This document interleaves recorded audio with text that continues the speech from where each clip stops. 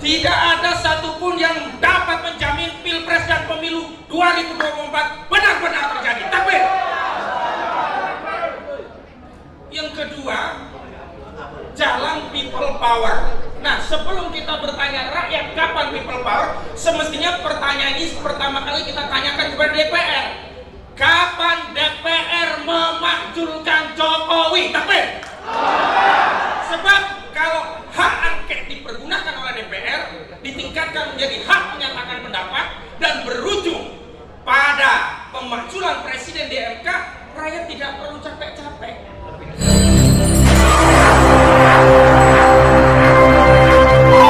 Kepada Ustadz Ahmad Khozinuddin, dipersilakan. Takbir. Assalamualaikum warahmatullahi wabarakatuh. Saya ingin menyampaikan 3 hal. Yang pertama, suasana kebatinan kita, baik yang hadir di sini, juga segenap rakyat Indonesia yang punya kesadaran atas kondisi bangsa. Tentu saya ingin katakan bahwa suasana kebatinan kita hari ini prihatin, cemas, sekaligus marah. Kenapa prihatin? Karena seluruh kerusakan itu terjadi di depan mata kita. Bahkan kita juga turut menjadi korbannya.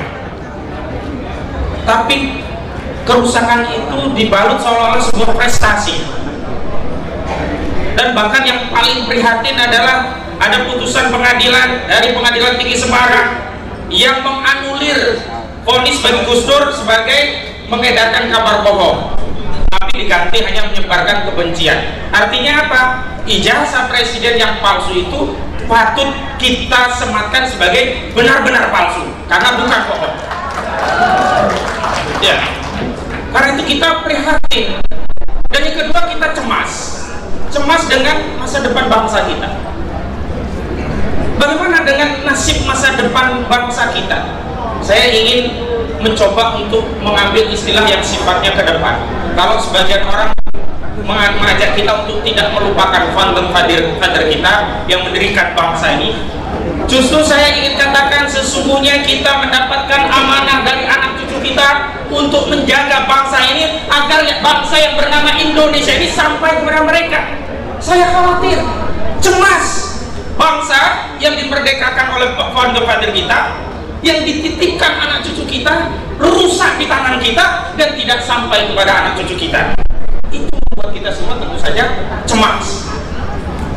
Dan kemarahan itu tentu saja layak untuk kita sampaikan, karena kalau dalam Islam marah dan benci itu harus disandarkan pada sadar. Kalau ada pemimpin yang zalim, itu kita harus marah atau bahagia? Kalau ada pemimpin ijazahnya palsu, kita harus marah atau tersenyum? Kalau ada orang yang bohong tentang SMK dan seterusnya, kita marah atau kita tersenyum? Marah itu alamiah.